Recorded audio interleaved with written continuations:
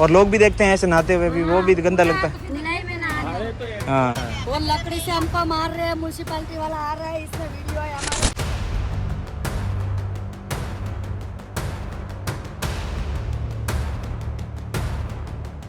दिन के उजाले में रेलगाड़ियों की चीखती आवाज, पटरियों की थरथराहट और लोगों की बेपनाह भीड़, लेकिन शायद ही किसी ने गौर किया हो जहां से ये तेज रफ्तार ट्रेनें गुजरती हैं, ठीक उसी लाइन के किनारे एक और दुनिया बसती है। टूटे टीन और प्लास्टिक की चादरों से बनी झोपड़ियां, जहां घर की दीवारें पटरियों का कंपन महसूस करती हैं और बच्चों की नींद रेलगाड़ी की आवाज में टूटती है। कोलकाता एक ऐसा शहर जहां इतिहास की खुशबू, कला की चमक और इंसानियत की गर्माहट आज भी जिंदा है। लेकिन इसी शहर की रोशनी के पीछे छुपा हुआ है एक दूसरा चेहरा, तंग गलियों में बसी जिंदगियां, टूटे हुए सपने और रोज की जद्दोजहद में उलझे हजारों लोग। ये डॉक्यूमेंट्री आपको ले जाएगी उन हिस्सों में जहां जिंदगी रोटी, पानी, इलाज और आशियाने के लिए रोज लड़ती है, जहां फुटपाथ ही घर है, रेलवे प्लेटफॉर्म ही बिस्तर है और कूड़े के ढेर में कुछ मिल जाना ही उम्मीद है। आइए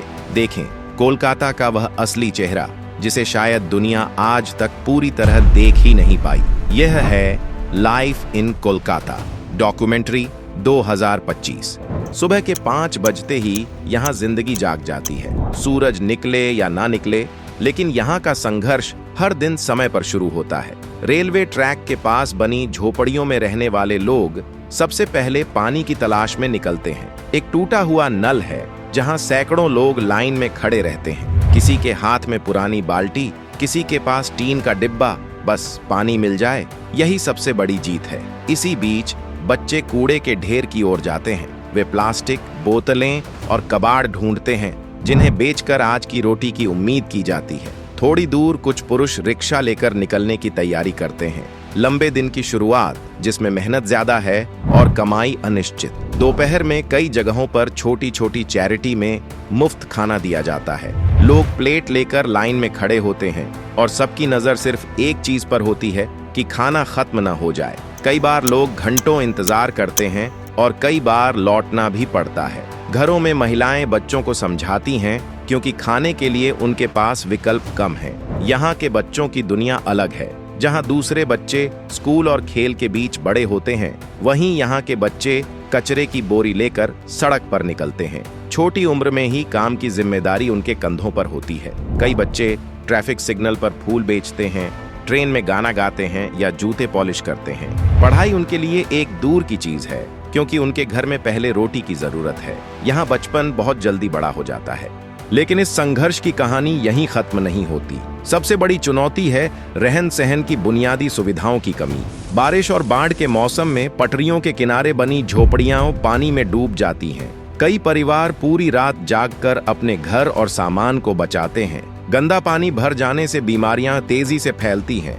डेंगू, मलेरिया और त्वचा रोग आम बात है, लेकिन इलाज आसान नहीं। साफ सफाई और शौचालय की कमी भी एक बड़ी समस्या है। कई जगहों पर महिलाओं और लड़कियों को अंधेरा होने का इंतजार करना पड़ता है, जिससे सुरक्षा का खतरा और बढ़ जाता है। कई किशोर नशे की गिरफ्त में चले जाते हैं क्योंकि उनके लिए यह दर्द से बचने और पल भर की राहत का साधन बन जाता है। एक और छुपी हुई समस्या है पहचान और दस्तावेजों की कमी। बहुत से परिवारों के पास आधार, राशन कार्ड या जन्म प्रमाण पत्र नहीं होते, जिसकी वजह से वे सरकारी योजनाओं और स्कूल एडमिशन तक पहुंच ही नहीं पाते। उनका भविष्य कागज के एक टुकड़े में अटक जाता है और इसी बीच कई बच्चे और महिलाएं मानव तस्करी के खतरे का सामना भी करते हैं क्योंकि गरीबी, मजबूरी और अनजान वादे अक्सर उन्हें जाल में फंसा देते हैं। फिर भी इन सब कठिनाइयों के बीच भी लोग टूटते नहीं। रोज उठते हैं, फिर कोशिश करते हैं क्योंकि उम्मीद अभी बाकी है। इस हालात को बदलने के लिए सबसे जरूरी है घर, शिक्षा और रोजगार। सुरक्षित रहने की जगह मिले तो बच्चे सड़क पर नहीं बड़े होंगे। अगर हर बच्चा पढ़ सके तो आने वाली पीढ़ियां इस संघर्ष से बाहर निकल सकती हैं। बेहतर रोजगार मिले तो लोग आत्मनिर्भर बन सकेंगे। सिर्फ सहानुभूति नहीं, बराबरी का मौका देना जरूरी है। सरकारी योजनाएं जमीन तक ईमानदारी से पहुंचे, स्वास्थ्य सेवाएं बेहतर हों और हर मजदूर कचरा बीनने वाला हो या रिक्शा चालक सामाजिक सुरक्षा, बीमा और पेंशन जैसी सुविधाएं पा सके। स्थानीय समुदायों को मजबूत बनाना जरूरी है ताकि लोग केवल मदद पाने वाले न रहें बल्कि अपने क्षेत्र को खुद बदलने की ताकत भी रखें। छोटी स्किल ट्रेनिंग, महिला self help group, micro loan और स्टार्टअप सपोर्ट जैसे कदम कई परिवारों को स्थायी रोजगार दे सकते हैं। बदलाव किसी एक दिन में नहीं आता, लेकिन सही दिशा में उठाए गए हर कदम से फर्क पड़ता है। जब शहर की योजना में झोपड़पट्टियों के लोग शामिल होंगे, त्यांच्या आवाज सुनी जाएगी, तभी ये बदलाव लंबा और टिकाऊ हो सकेगा। जब भी ट्रेन की खिड़की से पटरियों के किनारे झोपड़ियां दिखाई दें, तो याद रहे कि यह अस्थायी तंबू नहीं, यह घर है। यह लोग सिर्फ आंकड़े नहीं, यह जीवन है। हर चेहरा एक कहानी है, मेहनत की, संघर्ष की और उम्मीद की। बदलाव छोटे कदमों से शुरू होता है। किसी एक इंसान की मदद भी फर्क ला सकती है। एक रास्ता मिलकर ही बनता है जहां कोई पीछे न छूटे।